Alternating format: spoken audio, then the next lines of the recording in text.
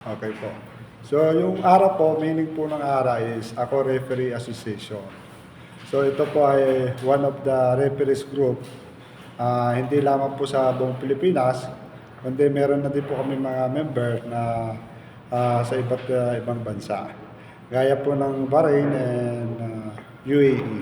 Sa UAE, meron na po kami Abu Dhabi and Dubai chapter.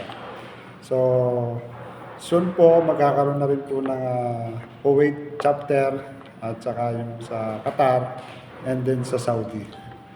Yung sa iba pa po mga inquiries, wala pa po sa ngayon. Then, yung ARA po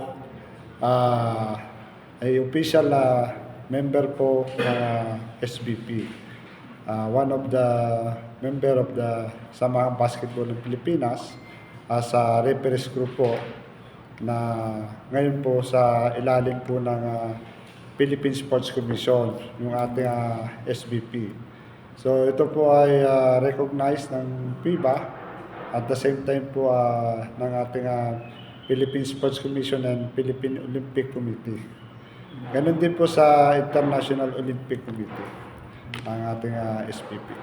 Regarding po sa ARA, ito po ay sa mga referees sa program po and training para mas lalo pa po ma-improve yung kanilang knowledge sa officiating in terms of basketball.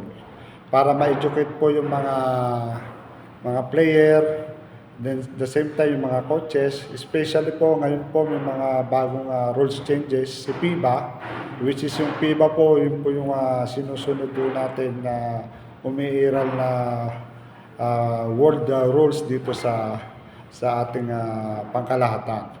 So ito po ay lahat po ng mga rule changes ay talaga po kailangan po malaman ng individual na a-attend po dun sa workshop o sa seminar natin sa ARA.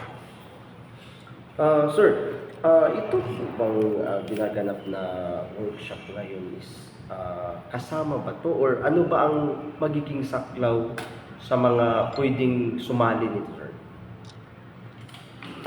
In which ages ba or ano ba to? Mayroon ba tong category na saklaw itong ARA, sir? Yes po. Bali po itong sa ARA po, sa referees side po, meron din po mga table official po na gusto rin pong mag-attend po dito ng seminar para malaman po yung mga updated po sa mga procedure, protocol po na bago. Ganon din po sa mga sa ano naman po nito sa mga ibang hindi lamang po dito sa sa Butuan City itong ARA. So katatapos nga lang po namin sa Aklan po sa Ibahay ng last month.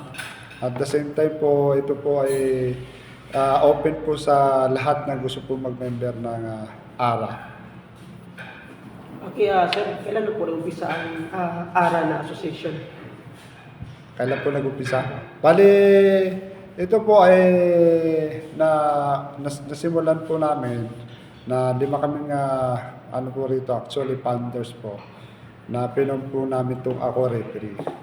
Supposed to be po, ito ay parang lamang po na grupo na mga tutulong sa pangangailangan ng referee in terms sa knowledge of officiating sa mga basketball technique para sa pagre-referee. So, October 16 po ito, 2023. Bali, nag 1 year po kami nitong October 16, 2024. Sir, marami po kasi mga referee po dito sa Caraga Region ang hindi pa po nila alam kung paano po magpa-rehistro o kaya yung tinatawag yung pagpapa-workshop. So ano po yung gagawin na sir kung saan po sila lalapit or ganun po? Kung atin po sila. Atin po sila. So kung sila po ay atin na workshop dito po sa dito po sa Butuan ay siyempre inanyayahan na rin po namin yung mga referee po kahit anong pong grupo na willing mag-join po sa ARA po. Welcome po. Sa pamamagitan po ni Sir Joric, pwede nila kontakin para po sa mga ibang detalye regarding po sa mga registration for membership po. Sir, may ano po ba, may bayad po ba ito? Bali may registration po na allocate si Sir Joric po doon para po doon sa ID and certificate nilang matatanggap. So, mensahe niyo po, sir, para po sa atin pong mga referee at sa mga gusto pong sumali.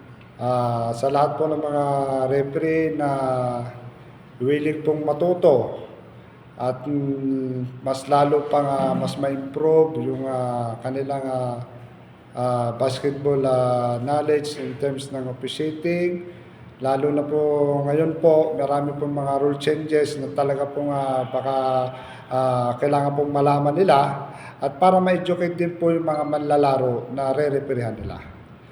At si kasama pong aming may additional pong sasabihin.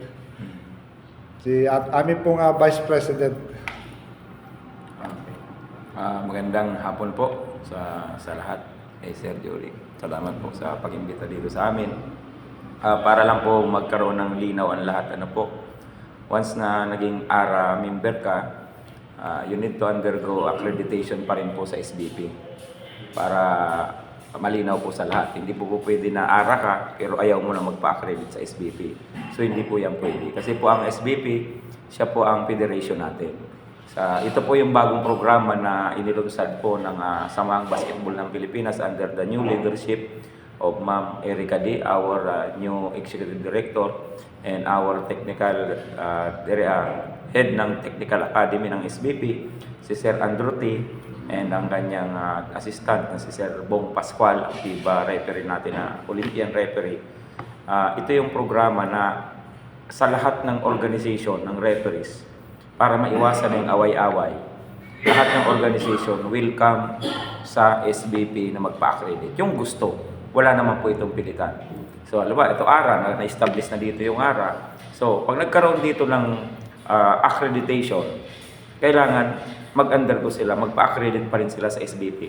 At hindi rin sila pwedeng harangin na ayaw silang tanggapin. Kasi kung sabihin natin, kontra kung whatsoever na mga issues, hindi naman po pwede. Hindi po papayag niya ng National Office. Kasi ang gusto ng National Office, ma-unify ang lahat ng organisasyon ng referee.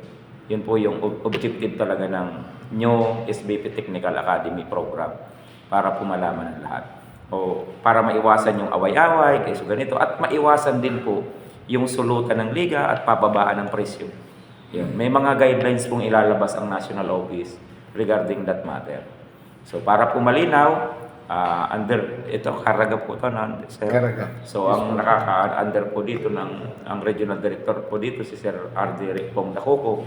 So kailangan pa rin nilang makipag-coordinate doon para sa SBP National Accreditation na gaganapin dito sa Caraga. So kami pa rin po kung sino sa amin ang magkakandak dito ng accreditation na ipapadala ng National Office. Okay po, para malinaw lang po sa lahat. Thank you po. Maraming salamat. Magandang hapon po sa lahat. Because this is first time pa naman na naging ng ARA as said natin National President, this is 1 year, no?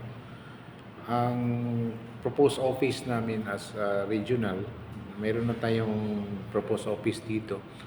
Maybe next month, meron na tayong opisina dyan sa Libertad, sa Purok 5A. Lahat ng mga referees at saka mga documents, lahat ng mga request, meron na tayong opisina talaga for ARA as a regional office dito sa Caraga Region. So sa kayo sir, may Facebook page na ba itong ARA? Now, after this seminar, we'll create the Facebook page dito. Then, with the help of our technical, meron tayong secretariat, meron na tayong officers. After this seminar, because this is the first seminar talaga ng ARA for Caraga Region. Yun ang, kung makita ninyo, lahat ng mga referees in Caraga, meron kami sinasabing one Caraga na talaga. Kasi mostly ng regionalizations last time, some of the referees from na-divide kasi ito ang Caraga region affiliated from Davao City, yung Surigao Sur at saka yung Agusan del Sur. Yung Surigao Norte at saka Agusan del Norte, they will report to Cagayan. Ito, through ARA, ito yung sinasabi namin one Caraga referee. This is solely for Caraga, kaya lahat ng mga referees accredited from SBP or other organization na mga referees sumama na dito sa ARA. Pasalamat po ako sa mga different referees na nag-participate talaga sila. Alam ko meron silang nakikita siguro sa ARA na mas maganda yung direction, kaya dito sila sumama sa One Caraga ARA referee po. So, ibig sabihin nito, yung ating mga referees, no, madadagdagan pa yung nilang kaalaman. Yes po, dahil katapos lang ng Olympic, last 2023, every time may rules changes naman yun, ma-impart naman na ating mga national mga IR referees kasi sila naman yung merong knowledge regarding the rules changes na yun. Saka impart ngayon sa atin. So, ibig sabihin, yung nakaseminar ngayon, they are refreshed for the new rules changes for 2024. Yes po. Basta interested po sila na mag-referee, why not po? Kung sila po ay talagang desidido na mag-referee, ay tutulungan po natin. For additional lang po, sa ARA po o sa Ako Referee Association, so kung ito pong ating 3 days sa seminar or training program ay hindi lang po natatapos doon. So we are still continue na magbigay ng knowledge para po sa mga lahat ng referee na member din po ng ARA. So possible po kung matapos to, pwede po nila kami kontakin through Mr. Jory kung meron silang mga additional question regarding sa basketball rules.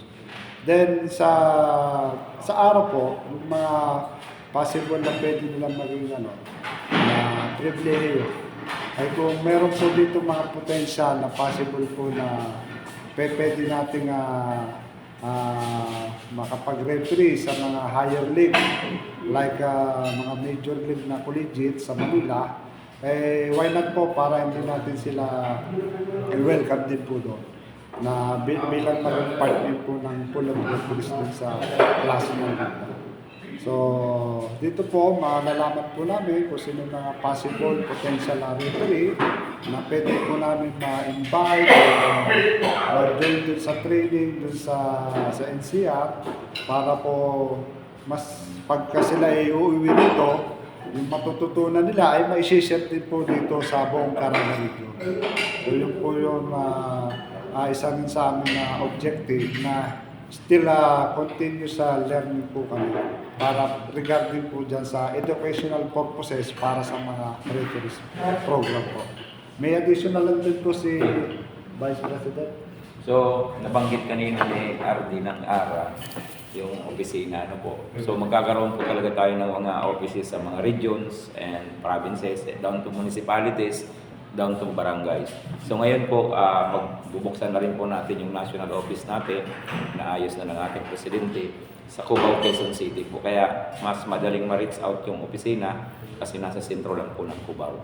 So, yun po ang kagandahan. Yun po ang inaayos namin ngayon. And ang kagandahan naman po sa ARA, meron kang sarili, may autonomy ka, provided na susunod ka pa rin sa policies and guidelines ng SBP National Office. Yun po ang kagandahan naman po. Yun lang po. So, final po, Sir Joel, final na mga parting message sa mga interesado talaga kasi I'm sure ang Caraga region is napakalaki at saka napakarami na mga gustong maging referee dito sa ating region. Final parting message po para sa kanila.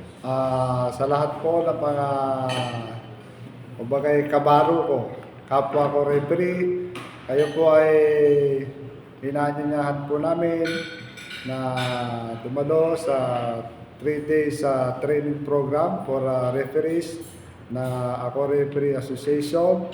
Welcome po kayo dito po sa lungsod ng Butuan. Please contact lang po ang ating ating maging regional head po ng ating ARA, si Sir Jorik. Yan po ating regional head po dito sa Caraga Region.